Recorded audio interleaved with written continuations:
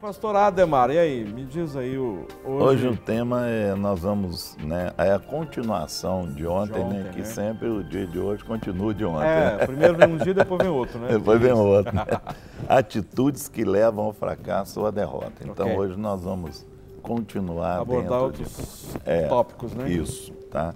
Então vou ler aqui o versículo, é 1 Samuel 14, de 27 a 30, Sim. Que fala assim: Porém, Jonatas não tinha ouvido quando seu pai conjurara o povo, e estendeu a ponta da vara que tinha na mão, e a molhou no favo de mel, e tornando a mão à boca, aclamaram-se os seus olhos. Então respondeu um do povo e disse: Solenemente conjurou teu pai o povo, dizendo: Maldito o homem que comer hoje pão, pelo que o povo desfalecia. Então disse Jonas: Meu pai tem turbado a terra. Ora, vede como se me aclamaram os olhos por ter provado de um pouco deste mel. Quanto mais se o povo hoje livremente tivesse comido do despojo que achou de seus inimigos. Porém, agora não foi tão grande o estrago dos filisteus, né? Então nós temos aqui, hoje nós vamos falar sobre o primeiro item, que é impulsividade. Né? A pessoa impulsiva. Isso aí leva muita pessoa à derrota, e nós temos aqui contextualizado nessa questão aqui do conteúdo que nós lemos, né? Saul, ele foi impulsivo, tomou uma decisão, né? E o Jonatas, mesmo que não estava ciente disso, fez aquilo que ele tinha ditado lá, né? E aí o povo falou: e agora, como é que vai arrumar com Jonas? Porque Saul já colocou, mas ali Saul já fez mais por um momento de impulsão. Não é? Muitas vezes as pessoas são impulsivas, tomam decisões precipitadas, adiantam coisas, falam coisas que não deveriam de falar, prometem o que não deveria de prometer, né? Muitas vezes, até na hora do entusiasmo, você se torna uma pessoa que toma decisões que não deveriam. Ou fazem coisas e precipitam e até parte para ignorância, né? Muitas vezes a pessoa até voa na outra e é impulsivo nesse sentido. Então hoje nós queremos, né, declarar isso. Isso aí, né, pode levar a pessoa à derrota ou ao fracasso, não é? Então essa é a pergunta, né, que é lançada no dia de hoje, e nós queremos já deixar os nossos canais de comunicação com você abertos para você interagir conosco, né? Através do 3209-3301, é o atendimento eletrônico, né? Você ali escolhe, faz a opção número 1, ou você liga para o 3253-3320, que é então a nossa ligação direta aqui para a nossa produção. E aí, após, eles passam aqui para o estúdio a sua pergunta e a oportunidade de você, talvez até mesmo fazer um comentário em cima de que nós estamos trabalhando, não é? Então, nós queremos assim deixar disponível para você poder entrar em contato e participar, interagir conosco. E aí, pastor Rogério, então, ontem nós abordamos, dar uma recapitulada aqui com os nossos telespectadores, né? Nós ontem abordamos a questão da independência, né?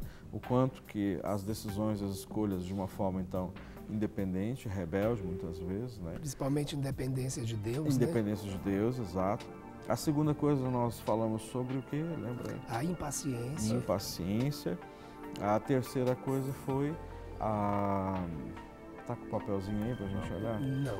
Eu não estou lembrando agora o terceiro item que nós falamos, mas eu vou lembrar já. E hoje, então, nós vamos abordar a questão, então, da impaciência.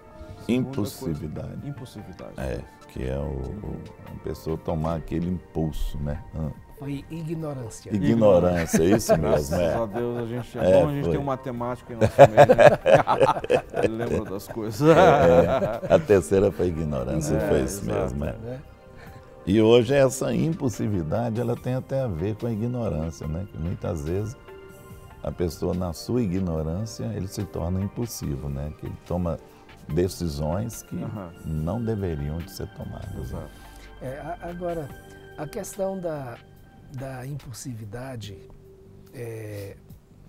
tirando um pouquinho dessa ligação com a ignorância, porque quando a gente para e pensa, todas elas se relacionam, né? A independência, e aí a pessoa rejeita o próprio conhecimento de Deus, aí cai na ignorância. Isso. A própria independência leva ela a ficar impaciente, porque ela quer as coisas de imediato, até mesmo por causa de não esperar o tempo de Deus ou agir de sua própria força.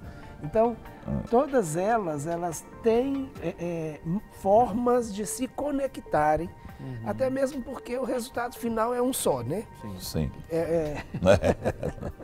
Com certeza, né? Vai chegar na mesma situação. É algo que poderia ter sido evitado e que não foi, né? É algo que não foi realizado da maneira que poderia ter sido realizada. Agora, a impulsividade no sentido de uma dificuldade que a pessoa tem na sua própria alma e na sua estrutura emocional. Sim. Né? Com certeza. Então, aí não depende nem daquilo que ela sabe a nível de conhecimento, Sim. mas como ela muitas vezes reage, e reage de maneira imediatista, né? Quando vi, já fiz. Né? A gente vê muito isso. Sim. Fiquei cego na hora. Então, estas coisas que... Essa cegueira traz uma consequência. Cega mesmo, né? Cega. Então, de repente, ela está em determinada situação e se vê completamente tomado por qualquer tipo de sentimento ou qualquer motivação errada, como foi o caso de Saul. Né? Então, Saul não agiu por ignorância quando ele estabeleceu. Tinha um punhado de sentimentos. Com certeza que já estavam acumulados então, ali. A cura, né? A cura não,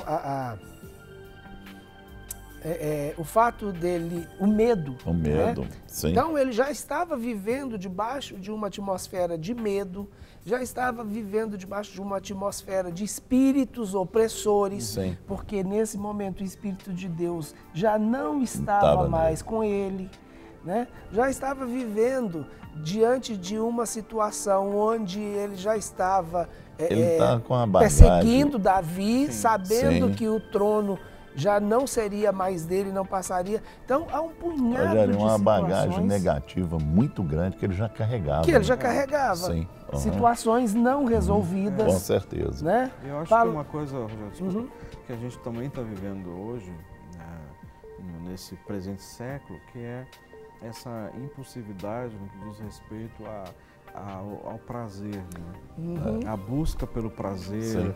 Fast food, né? E cada vez mais rápido, né? Mais imediato, é aquela coisa assim, deixa eu viver esse momento aqui, e depois eu me arrependo, peço perdão para o Senhor, né? Então, assim, que nem aquela história da moça, né? Que há algum tempo atrás eu atendi, e ela diz, pastor, eu sei com o rapaz, conheci ele uma vez, 2 vezes, a gente foi lanchar junto. Pastor, quando eu vi, eu já estava na cama com ele. Eu disse, como assim? Como é que é esse negócio?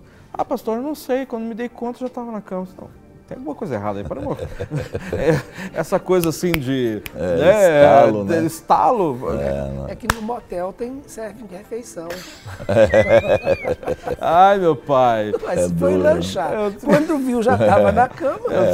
Mas como assim? Eu não estou entendendo. Como que é essa coisa... Pois eu não sei, pastor. Só de repente... Aí depois bateu um arrependimento ou remorso. Né? Tem que definir essas duas coisas, né? Ok, nós temos a participação aqui da Sandra, de Ribeirão das Neves, né? Bom dia, Sandra. Tudo bem? Bem, sua voz está meio longe? Meio longe? Está mais pertinho agora? Bom, ainda está um pouco longe, porque eu saí de perto da televisão que a moça pediu. Sim. E eu não estou ouvindo você direito. Tá bom. Mas você quer fazer alguma pergunta? Eu gostaria, sim. Eu estou ouvindo falar sobre a impulsividade. Exato. Então eu estava falando com a moça o seguinte, na verdade eu nunca nem participei ao vivo, porque eu ainda não tenho esse hábito. Eu escuto os programas de vocês todos os dias, amo, gravo alguns que eu acho assim muito sabe, assim, educativo pra gente. Amém. Então, assim, tem me ajudado demais, inclusive pela questão que a gente está em fase de aprendizado, né? Sim. Apesar dos 52 anos. Mas eu quero te dizer mas o seguinte... a gente sempre está aprendendo, né, senhora? Vocês são uma bênção, realmente tem edificado muita vida. Mas eu estava conversando com a moça o seguinte, quando a gente discernir, porque eu tenho um temperamento assim, tipo Pedro. Então, às vezes, a gente não sabe quando agir. Qual é o termômetro mesmo de você entender quando agir para não atrapalhar os projetos de Deus, ou muito menos estragar uma situação que, às vezes, a ansiedade da gente não permite por causa da impulsividade. Exato. Muito boa a sua pergunta. Eu creio que a sua pergunta, ou seja, a nossa resposta, vai poder, na realidade, tirar a dúvida de muitos telespectadores que estão nos assistindo, né? Ou seja, qual é o termômetro, qual é o momento que eu tenho que agir ou aguardar, não é? Ter uma iniciativa ou dar um tempo. Porque o meu temperamento, assim, é tipo Pedro. Então, assim, não tenho muita dificuldade de agir, mas muitas das vezes, assim, a gente atrapalha os projetos de Deus, e hoje eu estou trabalhando o contrário. Às vezes, por não agir, perco a benção também.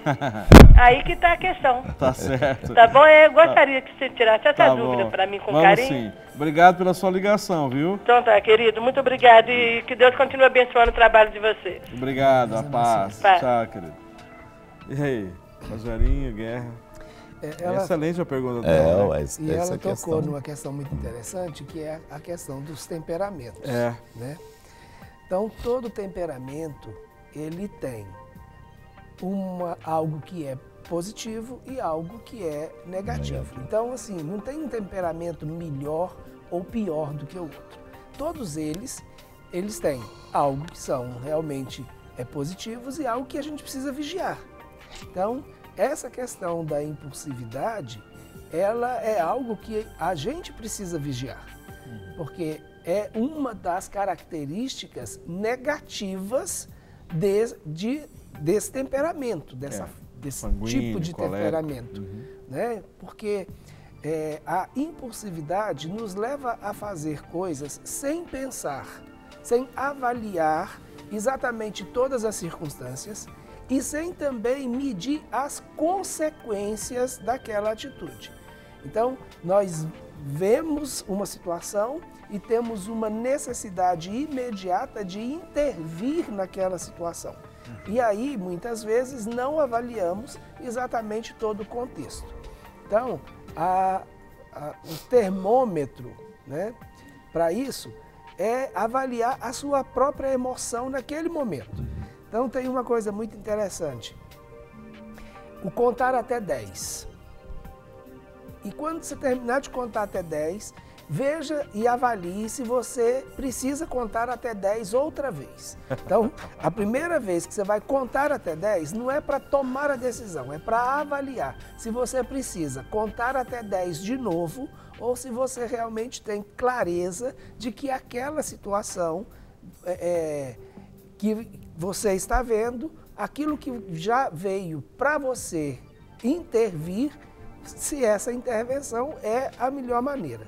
Agora, é contar até 10, não é contar até 1000, né? Porque aí é uma outra característica de outra forma de temperamento, que aí fica contando até 1000 e perde a oportunidade, como a senhora mesmo falou, que está perdendo a bênção. Então, o importante é entender as circunstâncias e saber se aquela atitude é a melhor forma de intervir diante daquela circunstância. Né? Porque existe um árbitro, né? Sim. Existe um árbitro em nossos corações chamado Espírito Santo, né? Ou seja, o Espírito Santo, ele é o árbitro em nossos corações, ou seja, a paz ele traz a paz, né? A paz é um sinal assim muito claro, né, a respeito de qualquer decisão que a gente possa tomar, né, ou direção a gente seguir. Então é importante buscar essa paz, né? Então a paz, ela precisa ser esse árbitro, né, através do Espírito Santo de Deus nas nossas vidas. Ou seja, você está sentindo paz em fazer, então, né, busque do Senhor, ore, né, e faça. Agora, se você sente que o seu coração ficou apertado, você está inquieto, você está incomodado com isso, então o melhor lugar, a melhor coisa a fazer vai para os pés do Senhor, né? Até que isso, né, possa se transformar, ou não faça, ou então a paz vai vir. Né? Fazer uma análise também, muitas vezes você está indo resolver um problema, você está falando que você é igual Pedro, né? Então você tem que olhar como que eu estou emocionalmente dentro dessa situação para que eu possa ir resolver isso. Não é? Então você analisa, se você vê que, né, levantou um vulcão dentro de você e para, né, igual o pastor Rogerinho aqui conta, né, 10 mais 10, aí você conta até 20, né? Ele é matemático aqui, então, né, aí você conta, senta, né, vai ver os prós, os contras, o que vai acontecer naquilo ali, analisar, bom, se eu for dessa forma, qual que vai ser a reação da pessoa, como que essa pessoa reage. Então você vai analisar o fato, né, e ver como que você vai em direção a isso, para você não perder a oportunidade que Deus coloca na sua mão. É isso. Então, a questão da impulsividade, ela realmente precisa ser domada, né? A gente precisa realmente ter um certo controle e até mesmo evitar chegar numa situação onde aquilo pode acontecer. Né? Então a gente, muitas vezes, eu já sei então que eu tenho essa tendência, então eu vou tentar evitar situações onde eu vou agir de forma impulsiva.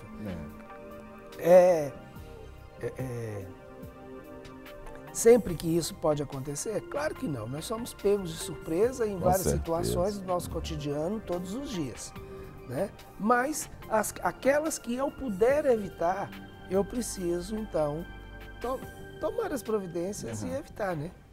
E tomar cuidado para não ser impulsivo também, num lado de a pessoa de alegria, por exemplo, a pessoa fica tão entusiasmada com a situação que ela acaba prometendo o que ela não vai cumprir.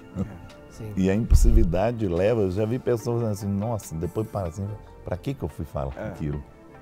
Falou por impulsão, que estava muito alegre com o que tinha acontecendo, que, né, promete aquilo e depois fura com tudo. Tem uma coisa importante assim, que eu percebo também, é que muitas vezes essa impulsividade leva você a tomar a dianteira de muitas coisas, não é? Sair na frente. Passar por cima de autoridade. Passar por cima de autoridade, algumas, muitas vezes assim, de princípios, né? E outras coisas mais. Então é importante avaliar isso e dentro desse contato a 10, dá para refletir nisso tudo. Assim, essa atitude que eu vou tomar, isso o que pode trazer de pontos negativos, não somente para você, mas para o meio, né? E aquilo que pode ser verdadeiramente positivo. E muitas vezes o impulsivo ele acaba fazendo coisas que não é para ele fazer, ou ela, né? E às vezes são coisas que são para as outras pessoas fazerem. Mas muitas vezes a pessoa fez, puxa vida, mas ninguém está fazendo nada. Por exemplo, a questão de cônjuge, né? Meu cônjuge não está fazendo nada, então deixa eu fazer mesmo, porque não adianta. Porque se eu não fizer, ninguém vai fazer. Aí toma a dianteira e, de repente, uma excelente oportunidade que Deus está dando para a pessoa tomar a iniciativa, né? E não você. Né? Talvez é esse intuito que Deus está querendo gerar no coração da pessoa, que é tratar com a outra pessoa e, paralelamente, vai tratar com você também, não é? Então, assim, isso é para eu fazer? Não é para eu fazer? Então não vou fazer.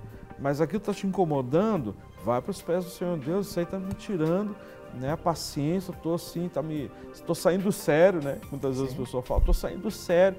Então, assim, vai para os pés do Senhor. Né? Então, assim, é um tratamento para você, mas Deus também está querendo mexer com quem precisa mexer. Né?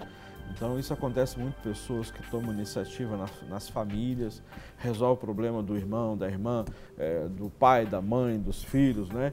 E não sei mais o quê. E tem coisas que não é para você fazer, né? É coisas que os outros têm que fazer, tomar iniciativa, porque está na hora deles despertarem.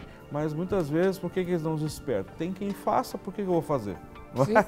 Né? Sempre tem alguém que vai fazer. E aí, toma frente, toma frente, atropela muitas vezes situações. Então, eu vejo que essa é uma excelente alternativa, né, para você poder ir para os pés do Senhor, né? Deixa ele tratar com essa impulsividade, deixa ele tratar com essa ansiedade, né? Que a ansiedade leva a essa impulsividade. Com certeza. Tem duas coisas interessantes, Rogério, nisso que você colocou.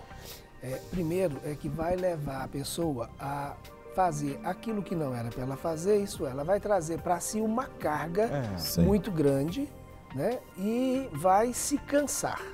E muitas vezes vai gastar energia e esforço numa coisa e deixar outras que eram para ela fazer. Então, a questão de prioridade. Então, a impulsividade leva a assumir um compromisso e depois que assumir o compromisso, acabou. Mas aí vai deixar outras coisas para trás, que poderiam ser mais importantes ou que fosse ela fazer.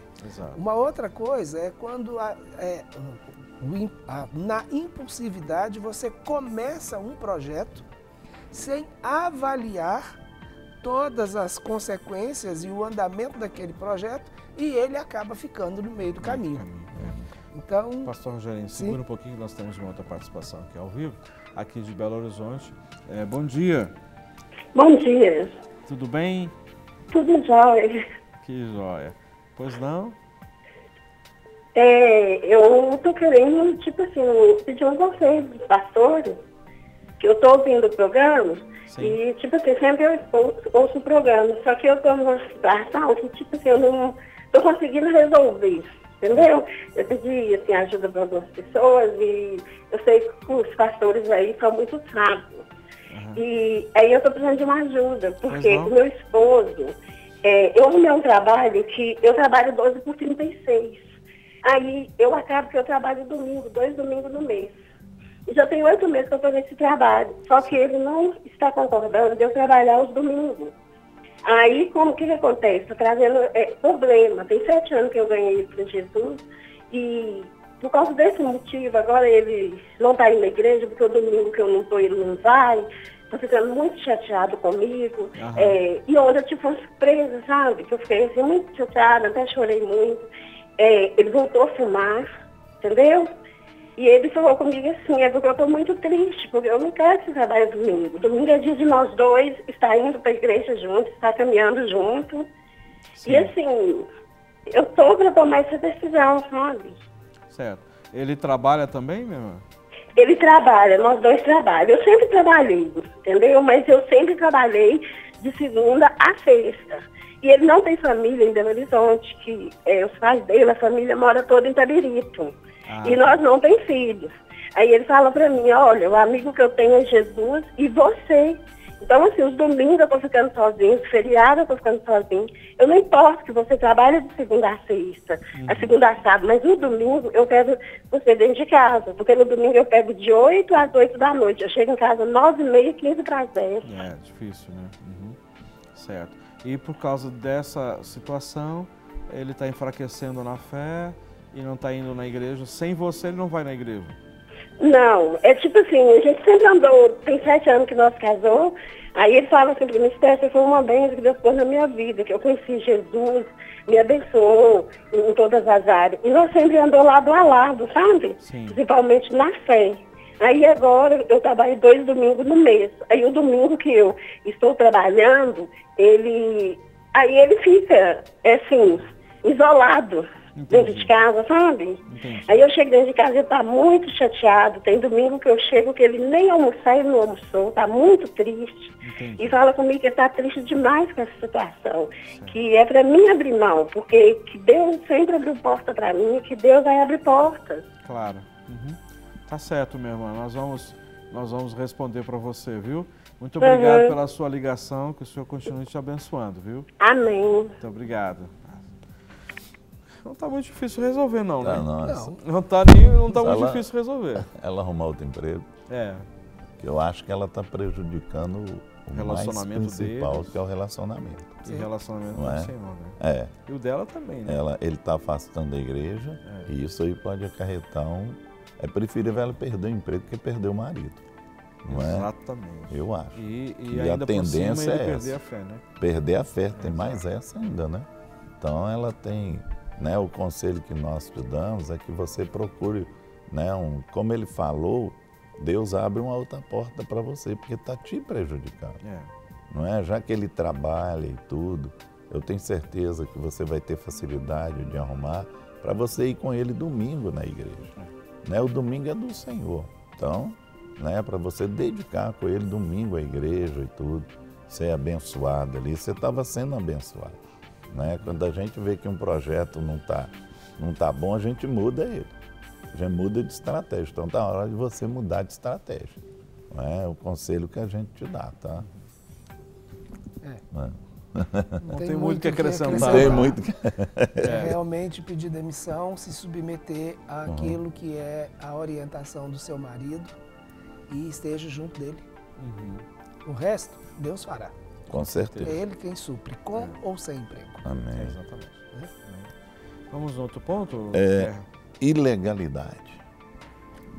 Né? Então nós temos aqui que a ilegalidade leva ao fracasso e à derrota. Não é? As coisas que não são legais. Tem todas as dimensões. Né? Essa é uma situação que, de repente, acaba tendo um pouquinho a ver com esse conselho que a gente está dando. Sim. Né? Porque se não há concordância entre os dois, então qualquer atitude dela, né, deixa de ser uma atitude em concordância com o marido e ela passa agora a ficar, de certa maneira, dentro de uma ilegalidade. Com certeza. Né? Entrando numa ilegalidade. Dentro de uma ilegalidade. Precisa trabalhar em unidade, né? Exatamente. Os dois não são um, são uma só carne, né? Então, a decisão de um afeta o outro. Então. E ele está pedindo coisa boa para ela. Não é nada ruim, né? Nada ruim. Está pedindo coisa boa, né? O que ele quer é ficar com ela. E aí, claro que aí mexe muito com ela, né? A questão da autoestima, o sentimento de que ela, a sua autoimagem, né? Como alguém produtivo. Provavelmente alguém que gosta do que faz, tem uma certa remuneração, enfim. E tem a aprovação, talvez, da chefia, tem a aprovação dos colegas do ambiente de trabalho. E ela não quer abrir mão disso, né? E ter o seu próprio recurso para fazer as coisas que ela quer, né? Mas vale a pena, vale esse esforço, né? Vale esse sacrifício de você abrir mão disso e entregar, então, a sua vontade, né, ao Senhor, para que, então, a vontade do Senhor se estabeleça na unidade do casamento, né? Então, consequentemente, a ilegalidade. Mas aí a gente tem algumas situações que acontecem até mesmo nos nossos meios evangélicos. Sim, né? Nós temos aquela questão... coisa assim, mas funciona.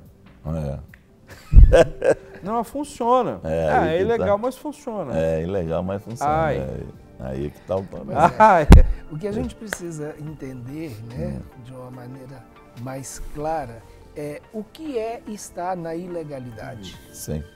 Né? Eu acho que isso é algo que a gente realmente precisa discernir. Tem que saber, né, discernir. Porque o que estar na ilegalidade é não estar dentro de um padrão que é considerado legal ou diante de um sistema de leis, tanto de relacionais quanto leis, né, orgânicas de uma maneira geral. Com certeza. Né? Então, aí, com certeza, estar na ilegalidade vai fazer com que você não alcance aquilo que você teria que alcançar.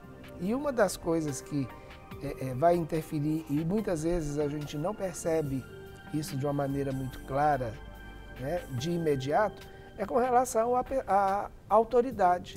Agir fora de um princípio de autoridade é agir na ilegalidade. Né? E isso vai, com certeza, gerar situação de derrota e fracasso. Leva porque lá na frente a pessoa vai sofrer os danos daquela ilegalidade dela. Vai. Né? E vem, mais cedo ou mais tarde? Vem. Eu sempre falo assim, eu tenho um termo que eu uso assim para a pessoa, uma hora a terra estoura. Aí a coisa fica feia, né? Então tem que tomar muito cuidado nisso aí, porque é uma situação muito difícil. Né? A ilegalidade, muitas vezes você está dentro de uma situação aí que é ilegal, né? Conserta com Deus. Tem um livro que fala assim, em meus passos o que faria Jesus? Excelente. Não é? Cada um naquele livro que eu li livro. quando eu converti. Eita, coisa boa. Cada um naquele livro estava dentro de uma ilegalidade. E eles resolveram tomar uma posição. E mexeu com muita coisa. Não é? Mexeu com muita coisa. Aquele livro é excelente. E assim a gente vê como que as pessoas, para depois consertar aquilo que já tinha estragado, não foi tão fácil. Né? Tiveram resistências e muitas situações que foram criadas para se tornar legal. Não é? Nós recebemos aqui a participação através do nosso Cátio, e a pergunta aqui é boa para o pastor Rogerinho responder. Ele diz assim, conheci a palavra através da igreja evangélica, mas o meu sogro ele é católico. E quando mudamos para o interior de São Paulo, meu marido agora me obriga a ir à igreja católica. O que eu faço? Porque eu não me sinto bem na igreja católica.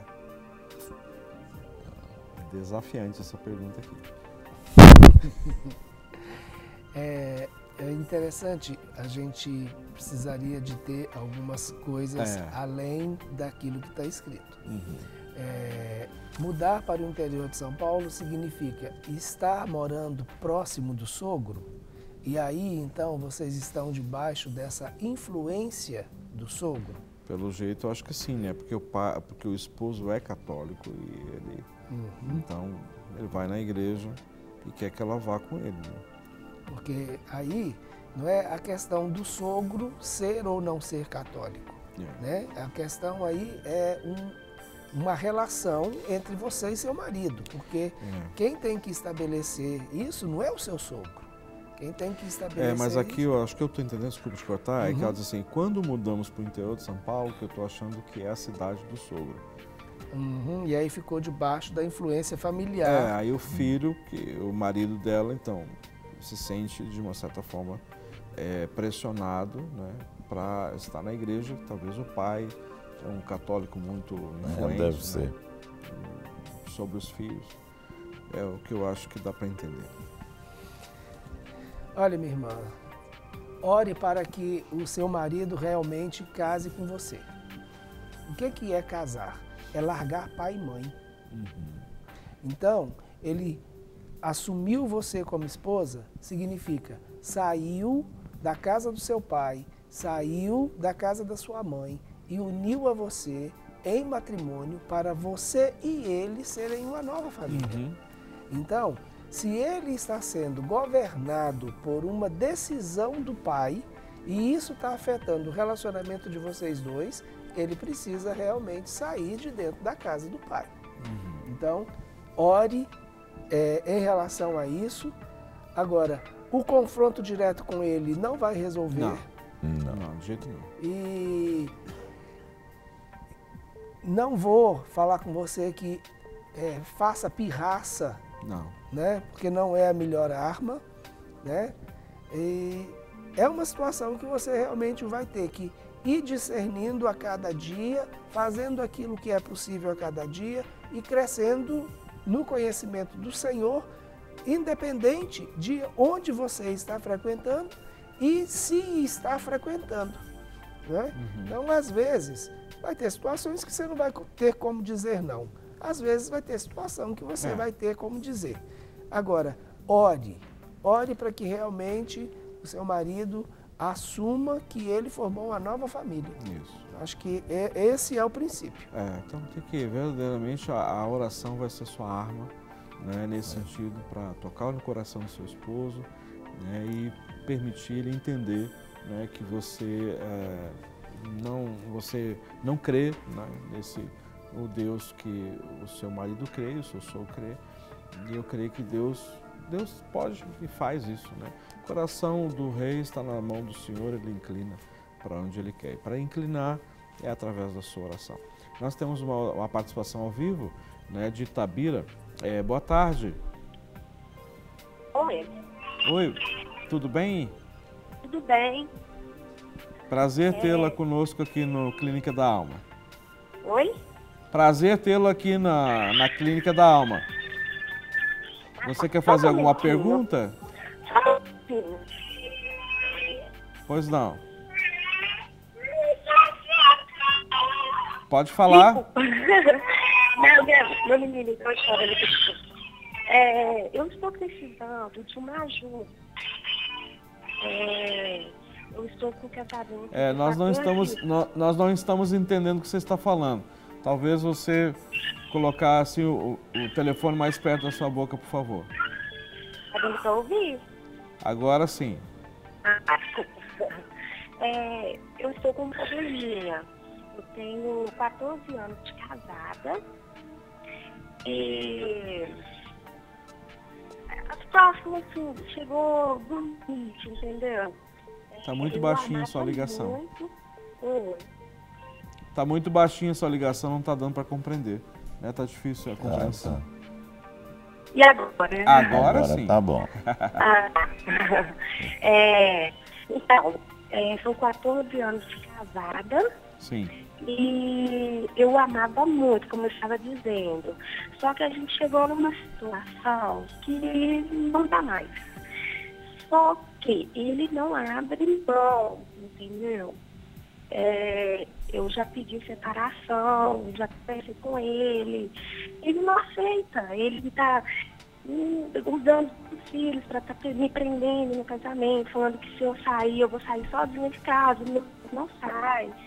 E eu sempre fui evangélica e hoje eu não estou conseguindo me focar com Deus, não estou conseguindo me focar na igreja porque eu sabe aquela angústia assim de querer resolver, e não consigo, não tenho como, não tenho saída, eu olho para um lado, não vejo saída, olho para o outro, não vejo saída, até ajuda os amigos, ninguém sabe me ajudar, estou numa situação que não sei o que fazer.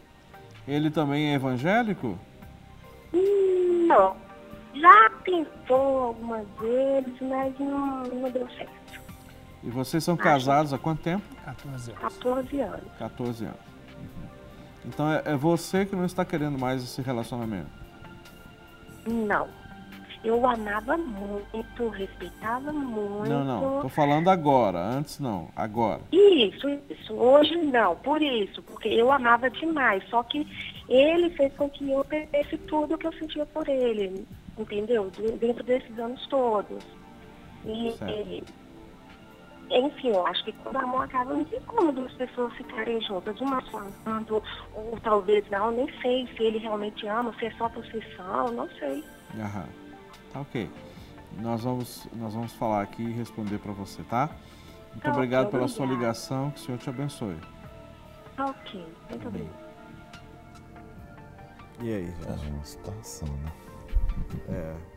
Delicado, eu acho que ela tem que reaver os valores dela. Sabe, aonde que apagou, né, esse amor, aonde que ela esfriou, né, tanto espiritualmente como essa questão. Eu acho que está muito relacionado. Entendeu? O espiritual com o afetivo, emocional. Com o afetivo. Então ela tem que. O que ela fez? Ela desligou o fato do afetivo. Então ela está focando no fato e está congelando o afetivo para ela poder resolver o fato. Não é? Se ela amava ele tanto assim, eu não creio que esse amor acabou. Não. Creio que alguma coisa levou a esfriar esse amor. Não é? Ela tem filhos e tudo. Né? Eu não acho certo você acabar com o seu lar e tudo. Então, procure alguém, um pastor, alguém que possa te acompanhar, te orientar, né?